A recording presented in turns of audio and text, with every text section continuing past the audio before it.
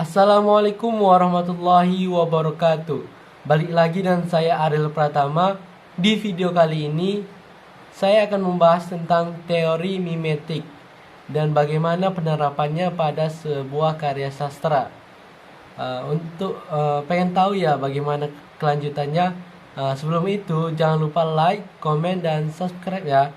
Istilah mimetik berasal dari bahasa Yunani, mimesis, yang berarti meniru, tiruan, atau perwujudan.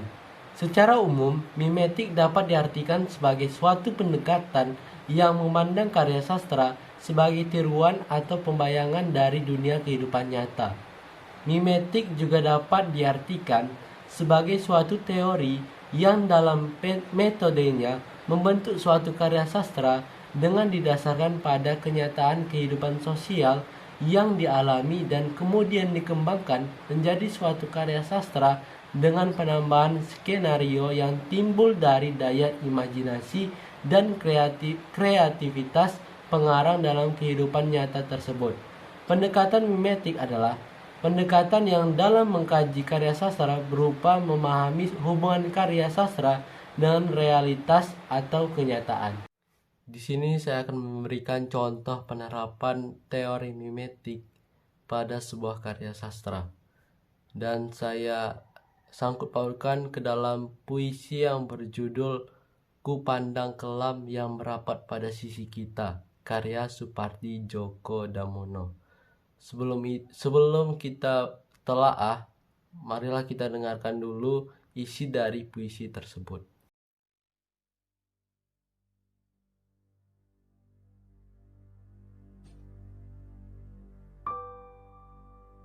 Kupandang kelam yang merapat ke sisi kita.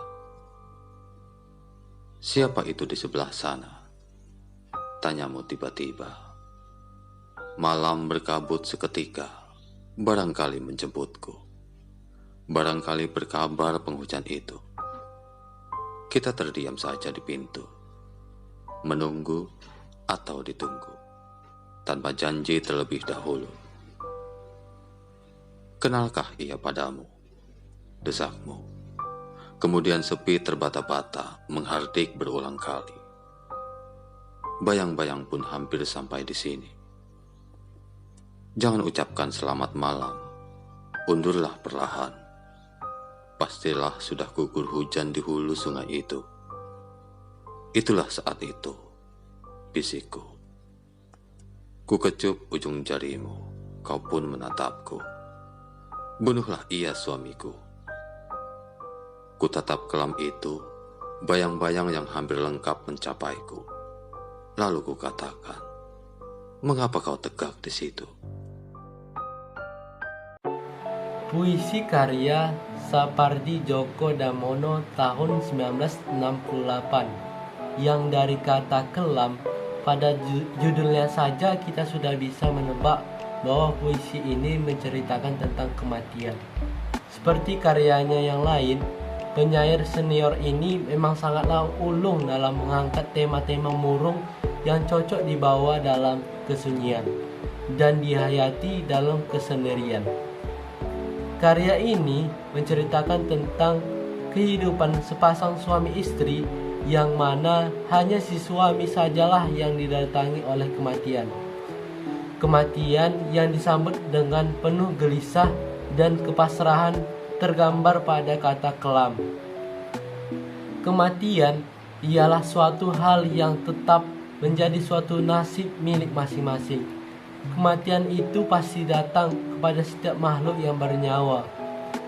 Terlihat pada bait pertama, beliau menggunakan kata ke sisi kita.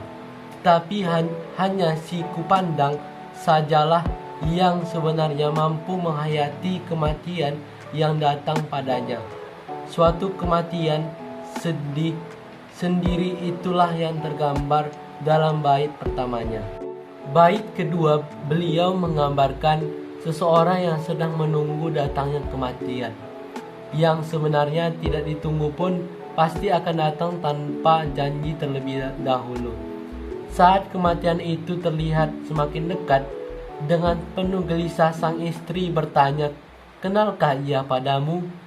Dan sang suami hanya menjawabnya dengan penuh rasa gelisah dan terbata-bata.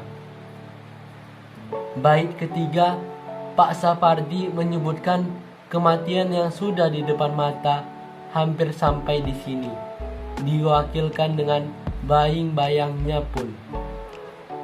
Dilanjut dengan kata, "Jangan ucapkan selamat malam." Penyair mengungkapkan, "Sambutlah kematian itu dengan sikap hormat, menyisih, dan berikanlah jalan kepadanya, dan berbicara pelan, itulah saat itu bisikku." Menggambarkan sang suami yang mengecap ujung jari istrinya yang sudah pasrah dan keadaan. Sambil menatap suaminya, ia berkata, "Bunuhlah ia, suamiku, bunuhlah." Di sini bermakna tolaklah, hentikanlah kematian yang datang kepadamu. Tetapi mustahil seseorang menolak kematian.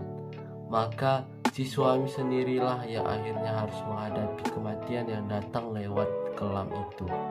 Di sini kita dapat mengetahui bahwa kematian yang digambarkan oleh Pak Sapardi sebagai sebuah kesendirian, suasana kelam, sedih, sunyi. Kematian itulah yang bisa pula dihayati oleh orang lain. Sekian video dari saya untuk pertemuan ini. Terima kasih. Assalamualaikum warahmatullahi wabarakatuh.